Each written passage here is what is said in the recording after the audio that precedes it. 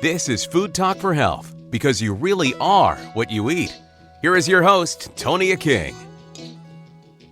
On Food Talk for Health, we talk about food as medicine, nutrition, holistic health and wellness, and a lot more. And each week, my guests share their knowledge and passion for what they do, and I'm happy to be able to share it. Joining me today on Food Talk for Health is registered dietitian Julie Ruelle. Today we're talking about ultra-processed foods. Thank you for joining me. Yes, thank you so much for having me. I'm really excited. Seems that so much of our food is processed. Yes, it is. I think one really great place to start is talking about what is ultra-processed food. So there's actually a difference between processing and ultra-processing. Processing can be beneficial and not necessarily bad for us. Processing can be like freezing vegetables so that we can have them all year long, or making milk into yogurt. Those are examples of processing. What I'm concerned about, what I want to talk about in our food supply, is ultra processed foods. And that is when we are doing things to food that aren't very natural, things that you wouldn't do yourself or have in your home kitchen. Sometimes I say things your grandparents might not even recognize as food. So it's adding like dyes and colorings and things to make the food look like it's been baked or browned, or make it look shiny.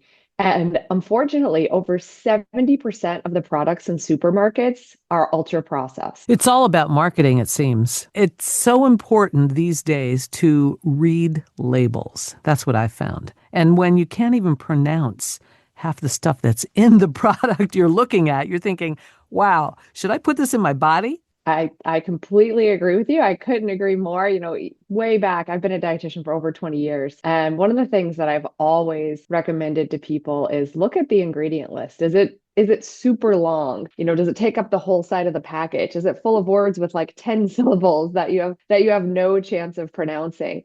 You know, those things, unless they're a vitamin that's added, otherwise they're things that we really don't need in our bodies. And that's why I'm, very happy with the company I'm working with now called GoCoCo. You can scan any food product with a barcode and it'll tell you how healthy is it on a scale of 0 to 10 based on the amount of added sugar, the processing. And then it'll list out all of those ultra processed ingredients for you and what they are and why you might want to avoid them. And the company also is based in Spain. So it also will tell you things that are banned in the EU that we still allow in our food supply in the US. So it's really giving you a lot of information that you can make the best decision for you and your family. And tell me the name of that again. It's called GoCoCo. It's an app.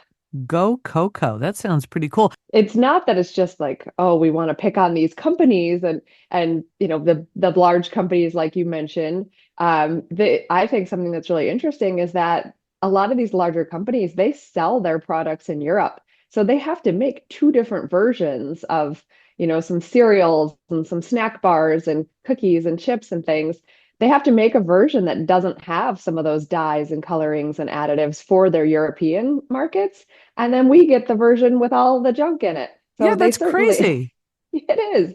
They certainly could be doing a better job over here. And ultra processed foods are linked to over 32 different diseases, including diabetes, depression, and obesity. An interesting stat is that for every 10% increase in ultra processed food consumption, the risk of type 2 diabetes is increased by 17%. You mentioned grandparents earlier, and if you think about that, way back when, everything was just made naturally and by hand, right? And people weren't thinking about adding all of this other stuff into the mix. And as time has gone on, that convenience factor seems to be the key. Convenience is definitely the key. I think that's why 70% of the products in the supermarkets are ultra processed, because we want things that can live on the shelves for, stay on our shelves for a very long time. We want things that we can just grab and go, that don't need to be refrigerated, that don't have to be prepared. So in order to have products like that, for the most part, there's going to be something in there that's added that isn't natural and isn't necessarily good for our health. Well, we live in a fast world now. Everything needs to be done quick. We want something that we can grab, throw in the microwave, heat it up, eat it, and fly out the door. That's just the way it seems things have transitioned. And it is sad because it's affecting health to so many people. Yeah, absolutely. We do kind of take for granted that, you know, sure, we can just throw that in the microwave and it's a dinner, but what is it really made out of? We need to spend a little bit more time assessing what's in those foods and also, getting into the topic of plastics that these things are being heated Oh, up in. yeah. It's That's not crazy. great for us either, hormone disruption and gut disruption from plastics and the ultra processed ingredients. I work with people one-on-one and I really try to help them identify some of the biggest ultra processed contributors to their diet and figuring out, what can we change that can still be something that's convenient and easier, but is going to be less processed. And with your example with heating up something in the microwave on the go, can we pick a day of the week where you do some meal prep? So at least if you're heating up something in the microwave, it's something that you made. Or if you're Right.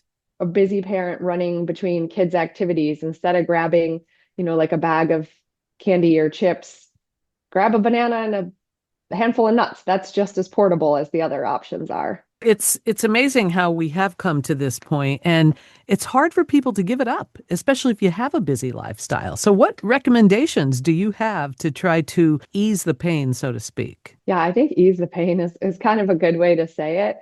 And it's true though. We do live busy lives. We are always on the go, and these foods are addictive. It's not just that we are imagining it, they actually are addictive. They're Right. high in sugar, they're high in processed carbohydrates. Those things increase your blood sugar. You have to send out the insulin to lower the blood sugar. Then you feel crappy, and your body's like, oh, I felt better before. How do I get back to that feeling? Oh, more sugar. So Right. it is certainly a vicious cycle. So that's really what I like to do with people is where to start is take a look at everything you're doing currently and where's something that we could change that could make the biggest impact on your overall health. One place I really like to think about is, are you drinking a lot of sugary calories? Because drinking them doesn't even satiate the hunger. We have to chew, we have to swallow, we have to have fiber, we have to have protein to help make us full. So if we're drinking like sugar bomb coffees or energy drinks or something like that to start our day, we're setting ourselves up for roller coaster blood sugar throughout the day. So let's start there. Let's make a change. What can we make coffee at home? Can we add cinnamon? Can we add vanilla? How are you going to make this something that you'll still enjoy, but that's going to be so much healthier for you and set you up on a better track throughout the day? A lot of people don't have time to cook at home, but if you do, that really is a big factor because if you can make your own meals and if you can prep, for your week ahead, I'm sure that really does make a difference. Many parents, though, that have kids that are very busy with activities just don't have that time. So I think more and more we're seeing some things being available that are a little bit more nutritious. Not so much fast food, but a lot of prepared food. If you go to co-ops and stuff, maybe Whole Foods and, people are bringing it more to our conscious mind of like, hey, here's something that is good to eat. It's real and you still can heat it up and you don't have to make it. But if you can make it yourself at home, I think you're a little bit ahead of the game. Yeah, and we don't have to strive for perfection. Like, let's Right. say progress over perfection. If you can do a couple of meals at home each week, that's better than all meals out. Right. And when you do have meals out and you do have meals at home, I like to encourage people to try to build a meal or choose a meal that follows this formula. So half of the plate should be fruits and or vegetables. So if it's dinner, that could be a big salad, that could be cooked vegetables. A quarter of the plate should be lean protein, and that can be fish, chicken, turkey, or it can be lentils or tofu. And the other quarter, complex carbohydrates, things like quinoa, farro, sweet potatoes. Um, that's how you can build a colorful and healthy plate, kind of no matter where you are. If you're at Whole Foods, if you're at a salad bar, wherever you might be, you can build something that kind of resembles that pattern, and you'll be getting a much more balanced plate that way. Yeah, I think it's a psychological thing that you have to really work at. You have to be able to go into the store and think that way, right? Okay, this is what's best for me. Even though I want that chocolate cupcake, I really should eat the salad. Or maybe there's a reward somewhere down the line. Having a little piece of dark chocolate is also good for you. It's a matter of control for quantity, right? Yeah, and it can be tough to get started because, like I said, these Yeah. things are addictive and we're creatures of habit. So it can be difficult to break habits. But that's why I always encourage people to find one place where they can make a change. Let's start somewhere small. Let's start with one thing. And then when you start feeling better because you've gotten rid of that, sugary coffee drink that we talked about, let's add on another change. Can we make sure half of every lunch that we eat is fruits or vegetables? And then can we build on top of that change as well? So starting small, building on these changes. And the thing I also encourage people to do is don't wait. Let's get started right away. Don't tell me like, oh, it's going to be Thanksgiving in 3 weeks. I'm going to start after that. No, think about how many changes we could make in those 3 weeks. So what if Thanksgiving goes a little awry? Then we pick right back up after that again. But we've gotten 3 weeks under our belt already. Like, let's not wait. There you go. That's an incentive, Julie. We're talking with registered dietitian Julie Ruelle. Tell me about that app again. Did you say it's called GoCoCo? Yes, it stands for conscious consumer. So it's great. You can scan any food with a barcode and it'll tell you how healthy the product is, 0 to 10. And then what I really like about it is that it also gives you some product alternatives. So let's say you scan a cracker and it tells you it gets a low score because it's made out of enriched wheat flour or something highly processed. It'll give you some suggestions for a cracker that's made out of whole grains that you could choose to make a healthier choice. And we like to say we're nudging, not judging. We're not telling you what to do or telling you what you should decide, but we're giving you the information so that you can make the choice that's best for you. Knowledge is power. I agree with that. I Do you have a certainly do. website that we can check Yeah, out?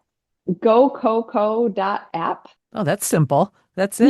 Yes, yes. But what Yeah. about for you? Do you have a website of your own that we should check out?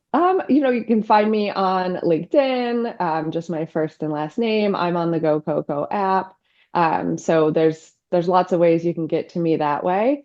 I love to talk to people about healthier food options they've found, great choices they've made, how great they're feeling once they start making some of these choices, moving away from the ultra processed foods. It's not all about weight management either. Diabetes is affecting over 50% of the country, blood sugar issues. So reducing those ultra processed foods is one way to reduce your chance of diabetes. It affects kids, their moods and their behavioral issues in schools. California has actually banned 6 synthetic dyes because of behavioral issues in children. There's really a lot to them, to not eating those dyes and additives. I hope more people can think that way. Julie, thank you so much for your time today. Thank you. It's been great chatting with you. Don't forget to check out the app, GoCoCo.app. You've been listening to Food Talk for Health with Tonia King. Thanks for joining us. Eat well to be well. Thanks for listening to Food Talk for Health today. We'd love your support. Subscribe if you can and write a review. Food Talk for Health is produced by Creative Voice and Media. Thanks for listening.